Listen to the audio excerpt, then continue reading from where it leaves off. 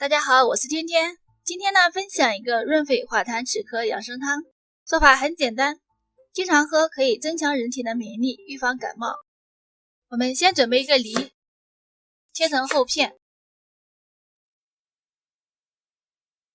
再切成条，最后改刀切成小方块，装入盘中备用。再准备一个白萝卜，切成薄片，装盘备用。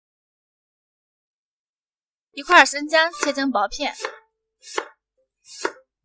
砂锅中提前烧水，水开倒入雪梨、白萝卜，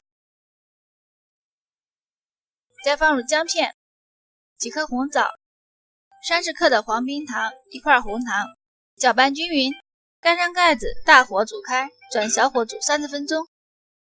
现在已经煮好啦，梨子和白萝卜已经煮得非常的软烂了，加入几颗枸杞，点缀一下，盛入碗中就可以开吃啦。白萝卜和梨学会这样做，专治反复咳嗽，味道也不错，孩子喜欢喝，大人也可以喝，预防感冒。喜欢的朋友快在家试试吧。